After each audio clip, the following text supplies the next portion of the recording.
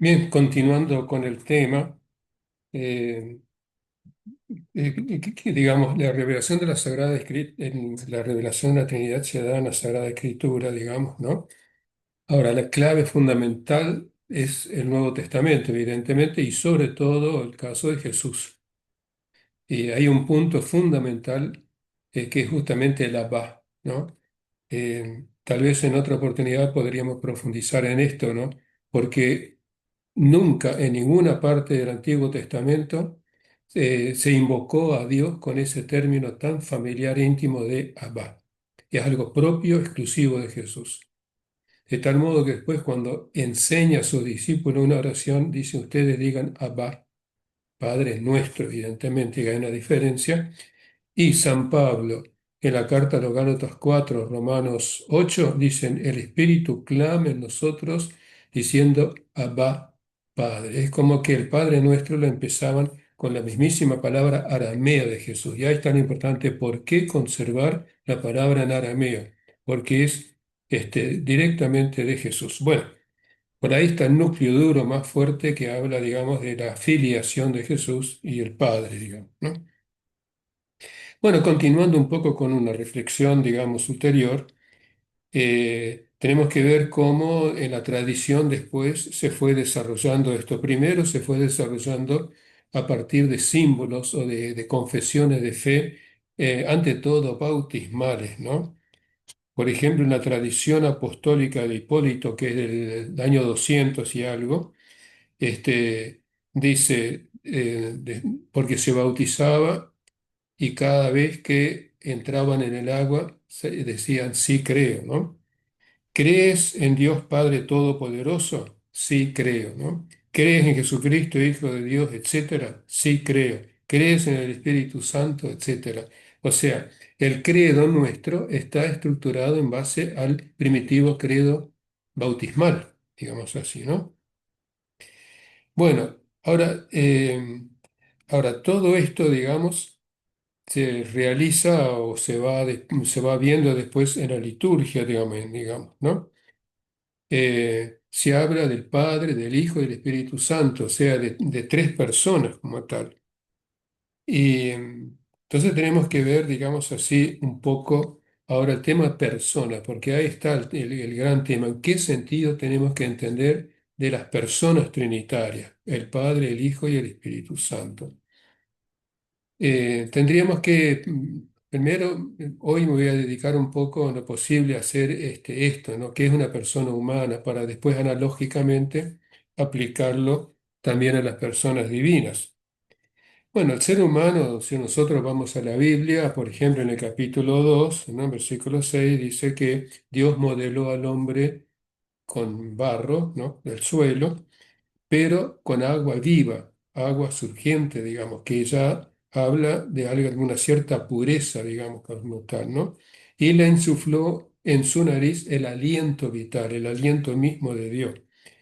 Por lo tanto, el ser humano es por de pronto tierra, porque eres polvo y al polvo volverás, pero al mismo tiempo está animado por el soplo divino. Entonces, quiere decir de que en el ser humano hay algo que es mucho más que en un ser puramente material como en animal. Podríamos ver algunas características, por ejemplo, solamente el ser humano es capaz de pensar, de reflexionar, percibir relaciones abstractas, eh, etcétera, digamos, ¿no? El animal, en cambio, conoce por asociación sensorial simplemente. Pongamos por caso, en el campo hay boyeros eléctricos. El animal que toca a veces ese alambre, siente la descarga eléctrica y asocia ese alambre con el dolor. Por lo tanto, nunca más se va a acercar a, a tocar ese cable. Pero el ser humano no, el ser humano se podría pensar por qué, de dónde viene, cómo puede evitarlo. O sea, hay algo en el ser humano que es propio de él, digamos, ¿no? Y una de las características más notables del ser humano es su voluntad, que se traduce en su libertad. El hombre es fundamentalmente libre, digamos, ¿no? Ahora, tenemos que tener en cuenta que la libertad humana no es una libertad absoluta, como la de Dios, por ejemplo, sino que es una libertad solamente humana. Porque en el fondo todas nuestras acciones, opciones nacen de alguna manera de algo no voluntario, algo no querido o que está en nosotros.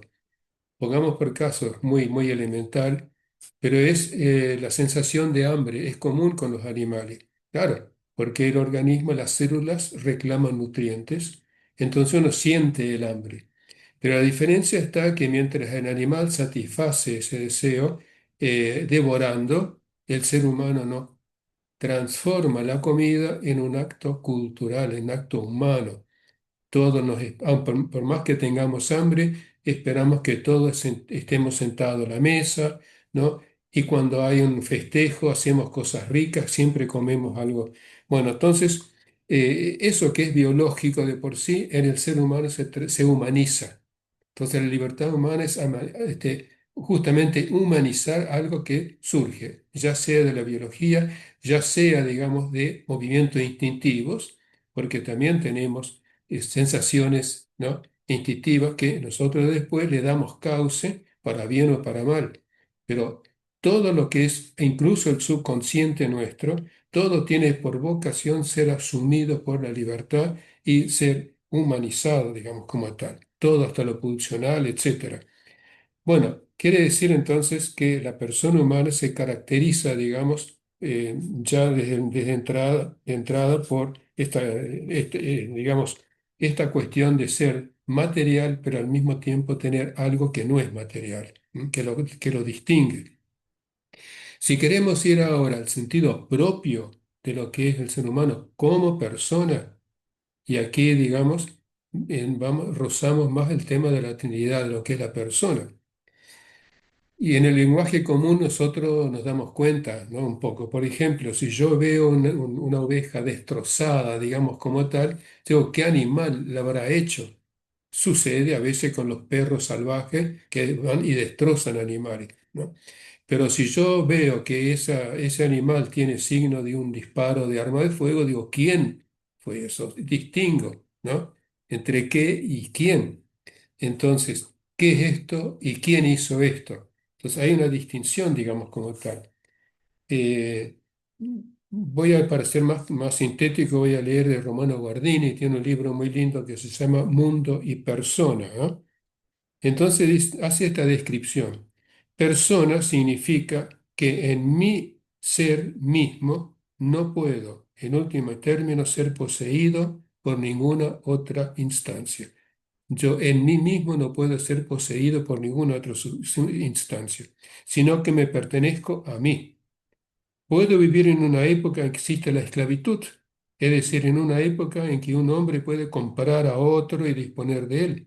Este poder no lo ejerce, empero, el comprador sobre la persona, sino sobre el ser psicofísico. Y aún así, solo bajo la falsa categoría de equiparar al hombre con el animal, la persona misma se sustrae a la relación de propiedad. Persona significa que no puedo ser utilizado por nadie, sino que soy fin en mí mismo. Es decir, habría que profundizar, digamos, mucho más esto, digamos, ¿no? Eh, Caro Boitila tiene todo, digamos, unos libros sobre cuando habla de la acción en el hombre, digamos, ¿no? Y ahí apunta justamente a ver qué es lo irreductible realmente en el ser humano. ¿Por qué? Porque, por ejemplo, para la antropología de Aristóteles, antropología antigua, el hombre era un animal racional. Animal género, racional especie, especie específica.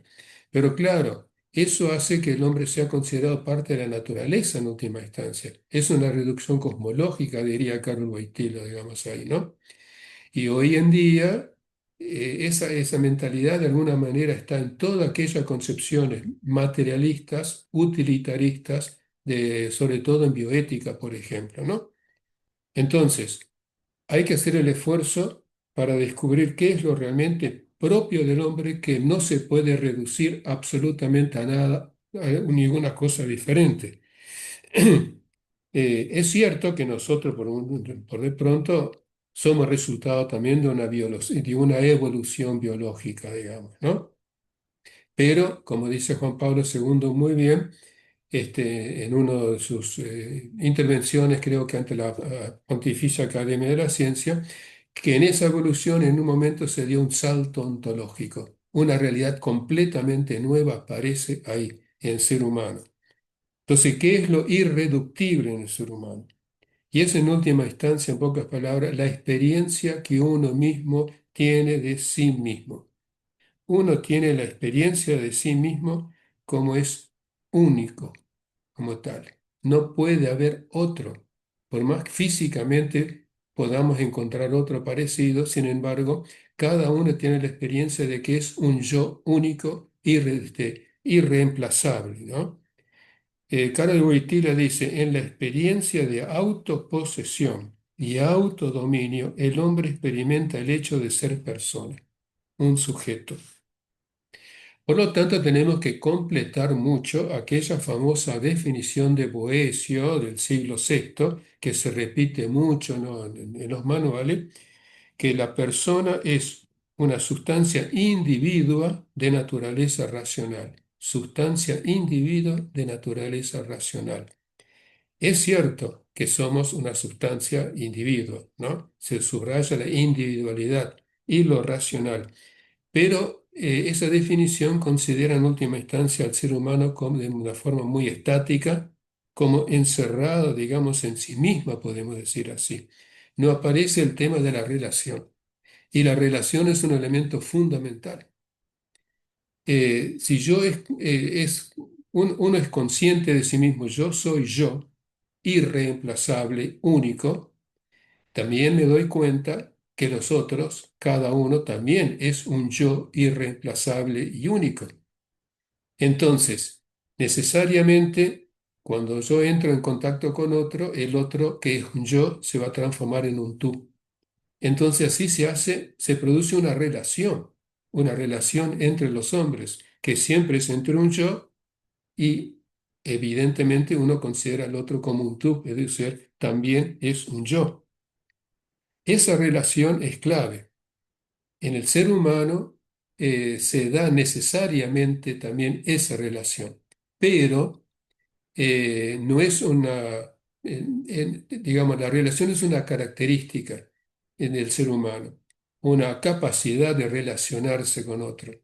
La relación no es algo que me constituye como ser humano como tal, sino que yo soy un individuo, evidentemente, y tengo la capacidad de relacionarme que puede estar suspendida por un tiempo. Por ejemplo, ese famoso caso del soldado japonés de la Segunda Guerra Mundial, que escapó de la guerra ocultándose en la selva y pasó años sin saber que la guerra había terminado, que la guerra había terminado.